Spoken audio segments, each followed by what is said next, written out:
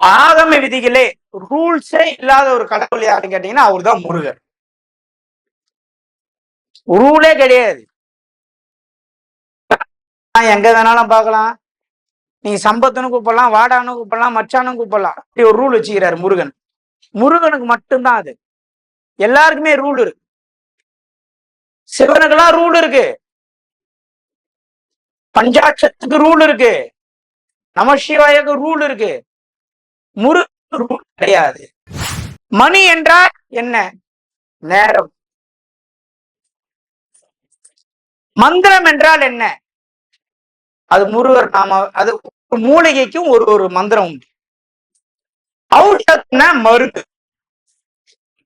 குறிப்பிட்ட நேரத்தில் குறிப்பிட்ட மூலிகையை குறிப்பிட்ட மந்திரம் சொல்லி பறித்தால் அந்த மூலிகையில என்ன பண்ணுவானா? இறைவன் வாசம் செய்வான். நல்லா கேட்டுங்க. குறிப்பிட்ட மணி மந்திர மணி, மணினா நேரம், அந்த மூலிகைக்குரிய மந்திரம். ஔஷதம்னா இது நோய், மருந்துன்னு சொல்லலாம். மருந்து. மிகப்பெரிய அளவு உங்களுக்கு முருகனுடைய அனுகிரகம் வேணும்னா சில மலர்களையும் சில தினங்களையும் சில நேரங்களையும் நீங்கள் தெரிந்து வைத்துக் கொண்டால் அந்த முருகரே உங்க இடத்துல அப்படியே வாசம் செய்வார் என்பதுதான். அது என்னென்ன மலரு என்னென்ன சொன்னா இப்ப என்ன பண்ணுவீங்க தெரியுமா? அது மட்டுமே தான் வாங்குவீங்க. அப்படி இருக்க கூடாது.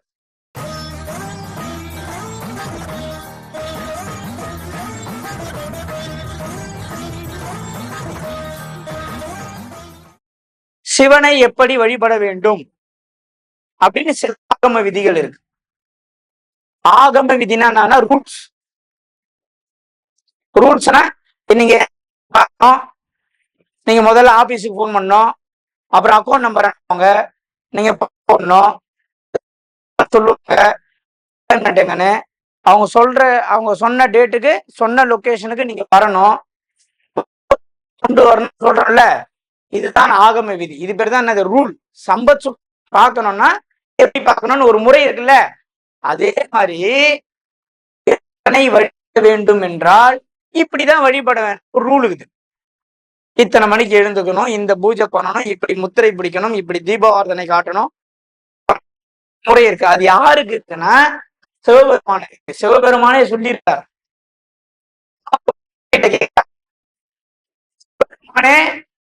இந்த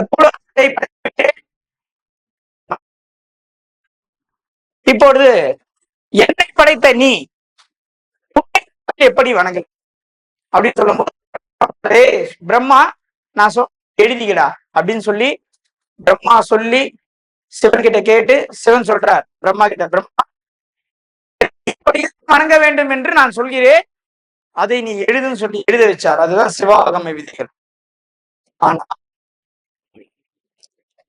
ஆகம விதிகளே ரூல்ஸே இல்லாத ஒரு கடவுள் யாருன்னு கேட்டீங்கன்னா அவர் தான் முருகர். ரூலே கிடையாது. எங்க வேணாலும் பார்க்கலாம். நீங்க சம்பத்துன்னு கூப்பிடலாம், வாடான்னு கூப்பிடலாம், மச்சானும் கூப்பிடலாம். அப்படி ஒரு ரூல் வச்சுக்கிறாரு முருகன். முருகனுக்கு மட்டும்தான் அது. எல்லாருக்குமே ரூல் இருக்கு.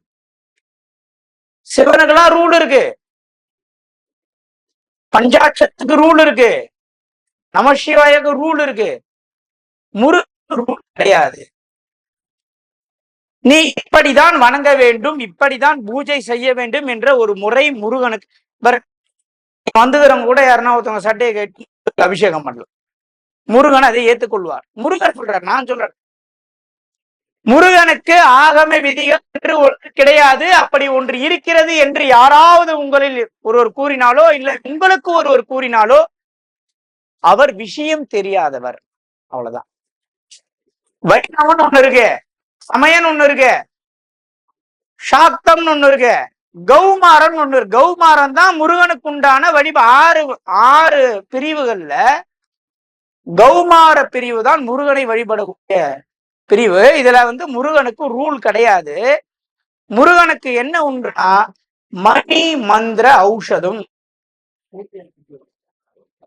பஞ்சாங்கம் யாருன்னா வச்சிருந்தீங்கன்னா, பஞ்சாங்கம் பற்றி தெரிஞ்சவங்க யாருன்னா இருந்தீங்கன்னா 58வது பேஜை எடுத்து பாருங்க. மணி மந்திர ஔஷதம்னு இருக்கும். 58 நினைக்கிறேன், கன்ஃபார்மா தெரியல. 58 தான். மணி மந்திர ஔஷதம். இது 3 தான் இருக்கு. மணி என்றால் என்ன? நேரம். மந்திரம் என்றால் என்ன? அது முருகர் நாம. அது மூலிகைக்கும் ஒரு ஒரு மந்திரம் உண்டு. ஔஷத்னா மருந்து. குறிப்பிட்ட நேரத்தில் குறிப்பிட்ட மூலிகையை குறிப்பிட்ட மந்திரம் சொல்லி பறித்தால் அந்த மூலிகையை என்ன பண்ணுவானா? இறைவன் வாசம் செய்வான். நல்லா கேட்டுங்க. குறிப்பிட்ட மணி மந்திர மணி, மணினா நேரம், அந்த மூலிகைக்குரிய மந்திரம். ஔஷதம்னா இது நோய், மருந்துன்னு சொல்லலாம். மருந்து. குறிப்பிட்ட நேரத்தில் குறிப்பிட்ட மூலிகையை குறிப்பிட்ட மந்திரத்தை சொல்லி பறித்தால் இறைவன் வாசம் செய்வான். அது மட்டும்தான் முருகனுக்கு. வேற ஆகம விதி ஒன்றும் கிடையாது. அப்போ முருகனுக்கு நீங்கள் முருகனுடைய அனுகிரகம் வேணும்னா, வேணும்னா நீங்க பெரிய லெவல்ல பூஜை பண்றேன், அதை பண்றேன், இதை பண்றேன், எதுவுமே. சில மூலிகைகள், சில மலர்கள், சில பொருட்களை சில நேரத்தில் சில இடத்தில் வைத்தால் அந்த இடத்துல முருகன் வாசம் செய்வான். இதுதான் ரகசியம். உங்களுக்கு பல பேருக்கு அதோடைய ஆழம் தெரியாம இருக்கலாம். இதெல்லாம் பல பேர் பல வருஷமா தேடுறது. இதெல்லாம் நீங்க பணம் கட்டினா கூட ஒரு சில இடத்துல தெரிஞ்சுக்க முடியாத விஷயம். ரொம்ப நம்மள ஃபாலோ பண்றீங்க, வரீங்க, நீங்க தெரிஞ்சுக்கணுன்றதுக்காக பேசினார். சில மூலிகைக்கு சில மலர்களுக்கு வசியப்படுவா, அந்த இடத்துல வசிப்பார். அதை விட்டு நான் 16 இடத்துல பட்டடிக்கிறேன், காலில இருந்து சாப்பிடல, இதெல்லாம் முருகனுக்கு வேலைக்கே ஆகாது. முருகனை பொறுத்த வரைக்கும் ரூலு ரெகுலேஷனே கிடையாது. நான் சொல்லல, முருகனே சொல்றார். அப்போ முருகன் உங்க இடத்துல மிகப்பெரிய அளவு உங்களுக்கு முருகனுடைய அனுகிரகம் வேணும்னா சில மலர்களையும் சில தினங்களையும் சில நேரங்களையும் நீங்கள் தெரிந்து வைத்துக் கொண்டால் அந்த முருகரே உங்க இடத்துல அப்படியே வாசம் செய்வார் என்பதுதான். அது என்னென்ன மலரு என்னென்ன சொன்னா இப்ப என்ன பண்ணுவீங்க தெரியுமா? அது மட்டுமே தான் வாங்குவீங்க. அப்படி இருக்க கூடாது. கூட நல்லா கேட்டுங்க. ஒரு மாசமும் ஒரு இடத்துல நம்ம ஃபங்க்ஷன் பண்றோம். நம்மளுக்கு இடத்தையும் கொடுத்து ஆசிரமத்தையும் கொடுத்து சும்மாவே உட்கார வைக்கிறதுக்கு ஆள் இருக்கு. அப்படி உட்காந்துட்டா நம்ம மனநிலை என்ன ஆயிடும்? இடத்த பண்ணணும், நம்ம இடத்துல காம்பவுண்ட் கட்டணும், நம்ம இடத்துல அன்னதானம் பண்ணணும். எண்ணம் என்ன ஆயிடும்? குறுகிய எண்ணம் ஆயிடும். எல்லா ஊருக்கும் போக முடியுமா? எல்லா கோயிலும் பத்தி பேச முடியுமா? இப்ப நானே ஒரு கோயில கட்டேன். இப்ப நான் தமிழ்நாட்டுல இருக்க பிரசித்தி பெற்ற கோயில்களை பத்தி வீடியோ பேசுனா பேச மாட்டேனா? பேச மாட்டேமா? பேச மாட்டேன். நான் எப்படி பேசுவேன்? நான் கோயிலை கட்டிட்டேன், பெண்பேட்ல அகஸ்தீஸ்வரர் ரொம்ப விசேஷமானவர், நான் பேசுவேனா? இல்ல பேச முடியுமா? அப்புறம் என் கோயில நான் கட்டிட்டு எப்படி நான் டெவலப் பண்றது? அந்த ஒரே காரணத்துக்காக தான் தமிழ்நாட்டில் உள்ள ஏகப்பட்ட பிரசித்தி பெற்ற ஆலயங்களை நம்ம என்ன பண்ண முடியாது, தவிர்க்க முடியாது. நம்ம ஒரு இடத்துல போய் உக்காந்துட்டோம்னா நம்மளுடைய மைண்ட் பிசினஸ் மைண்டா மாறிடும். அப்படின்றதுக்காக நம்ம ஒரு சேவையில சர்வீஸ்ல இருக்கிறோம்.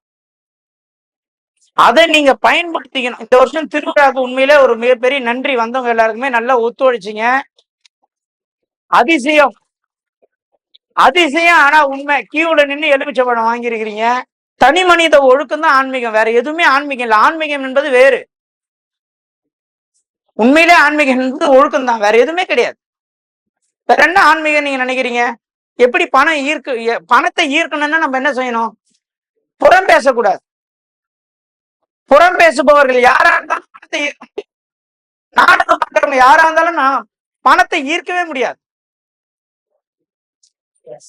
இதெல்லாம் உண்மை. பணத்தை ஈர்க்கக்கூடியவர்கள் நாடகம், வீட்டுல அழுகுற சீனு, அடிக்கிற சீனு, குத்துற சீனு, இதெல்லாம் பார்த்துட்டு அப்புறம் பாசிட்டிவ் எனர்ஜின்னு ஒரு கிளாஸுக்கு வர போவீங்க. அந்த இடத்துடைய வைப் அந்த இடத்துலதான் சுத்தம்.